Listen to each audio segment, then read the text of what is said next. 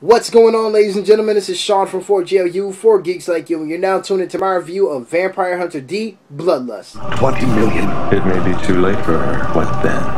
Bring her back one way or the other. After the destruction of our world, after the dead stalk the living, after the desire for blood rules all, the only hope left is the one they call D. Alright, so Vampire Hunter D, Bloodlust is about a woman named Charlotte. She's kidnapped by a vampire named Meyer Link, and her family basically hire D, from the original series, to go after her and retrieve their daughter.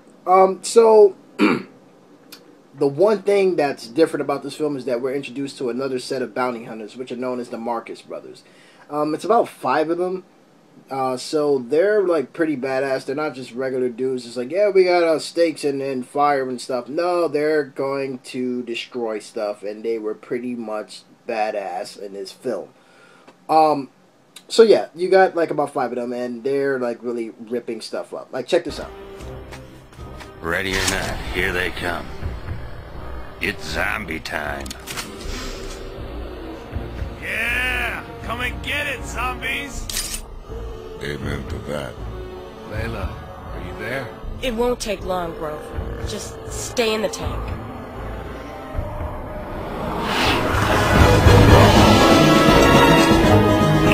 Can't load.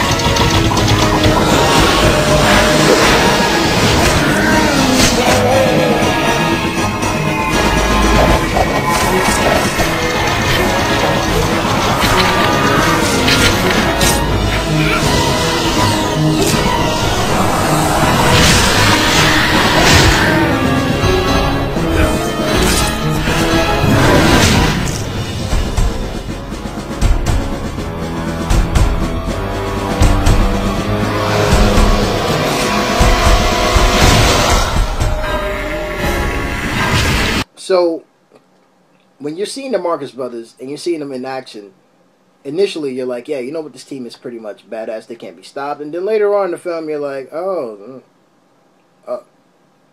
yeah. Back to D. So, yeah, everything about this film is way much better. I was more involved with D as a character than I was in the prior film. And that's because you spend more time with him. It's not like, hey, I'm in the village, I'm going to the castle, let me swipe up a few monsters. Oh, there's a revelation at the end, and that's that. Here, you're spending more time with the character. You're beginning to see why the character is the way he is. He's not just like a dick, or he's not just a straightforward, dumb peel and going out there just slicing of vampires. He has a backstory. D actually is sort of a good character. He's not an anti-hero. He's in it for money, but he's also in it because he wants to wipe out the vampire race, and he feels that they should be wiped out. So, now that that's out the way, I want to talk about Meyer Link's team. Meyer Link's team is pretty much badass, too. He has a woman who can actually shapeshift and become one with, like, say, for instance, a tree. She'll be able to control the branches, be able to stab you and all that stuff. There's also another guy there who can basically go through darkness. So, like, say for instance you're walking past and he wants to kill you, he'll stab you in your shadow and you'll die horrendously. Then you have the man. When I saw this one character, I was like, holy, this guy right here can, all you have to do is just show him, and I'd be like, yo, this is a great film right here. I've never seen anything like that in my life. There's a werewolf in here who's just like a regular guy. He doesn't really turn completely into a werewolf monster per se, but his actual snout, the snout of the werewolf and the mouth, is actually in his stomach. It comes out, it roars, it eats shit. And I mean, like, this guy right here, just look at him, man. I was like, holy crap, like, are you serious? Did this just happen? I've never seen anything like this in my life. This film is going to be the best film ever. That's what I said when I first saw the trailer. But, yeah, I mean, like, this was pretty much badass. I've never seen anything like this. So when I saw this character, I was like, holy shit, yeah, okay, man, that's new. This guy's going to back shit up.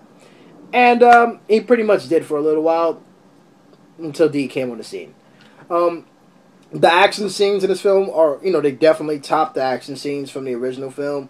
I'm going to be comparing them. It's a given. It's a sequel to the original film. So, of course, the 1983 version is going to be overshadowed somewhat by the version that came out in 2000, which is the sequel. A lot more is revealed here about D somewhat, definitely towards the end. There's still, like, you know, he still has the symbiote in his hand, Mr. Happy Face, and a lot of them, again, a lot is revealed, not even a lot, somewhat is revealed about D's past, more related to his father. Again, I did say that his father is Dracula, but in the novels, they don't necessarily say Dracula, they call him the King of Vampires. It's Dracula, dude. They just might as well just let it out. And in the novels, he's actually come across Dracula a few times. We've seen Dracula, so yeah, that's his father. You might as well just get that out the way. All in all, this film is great. The animation is great. The plot, again, is really strong. There's a lot of emotional ties to the character of Meyer Link and to the character of D. The Marcus brothers, yeah, they kick ass for a little while, but they are forgettable when you think about the fight scenes that happen later on between D and Meyer Link, and between D and another character that's revealed at the very end of the film. You know, the Marcus brothers are forgettable. So, yeah, what am I going to give this? I'm definitely going to give Vampire Hunter D. I'd give it a 9 out of 10. It's definitely way better than the original one, by far, animation and story-wise, but it doesn't go without having any flaws. I don't think any anime doesn't go without having any flaws, but Vampire Hunter D is definitely a step up from the original, from its predecessor. Now, I would definitely recommend that you guys pick this up. If you don't already have it, then you definitely need to get it. If you're going to stream it, if you're going to buy it, whatever you're going to do, just check it out. I would also like to let you guys know that what's his name? Yoshitaka Amano actually did the illustrations for the novel and for the film. Now, if you don't know who that is, then he's basically done the promotional work for the Final Fantasy films. Final Fantasy games. He's also did work for the original Speed Racer series, and the Gatchaman series. So, yeah, this guy's been around since the 60s, and he's been out here doing great work. So, he has his hands on the Vampire Hunter D series. He's doing the manga and the novels, and he also had his hand in doing some character designs in this film. So, definitely check it out. This is a great artist. He's been around for a long time. Check out his work, man. He's really, really good. Like, if you have played Final Fantasy 9 or 7 and seen a promotional work, it's been that guy. And this guy is involved with Vampire Hunter D, Bloodlust, and the series. So you want to check this out. You have a great artist, great film, great storyline. Check it out. And again, it's just a 9 out of 10 for me. Pick it up. Don't let the Vampire Hunter D series pass you by. This is not Twilight. Don't let that embarrassment of a film turn you off from vampires, because this film is what it is, and it's Vampire Hunter D, son of Dracula, kicking ass with werewolves with snouts in their stomach. That's all I'm going to say.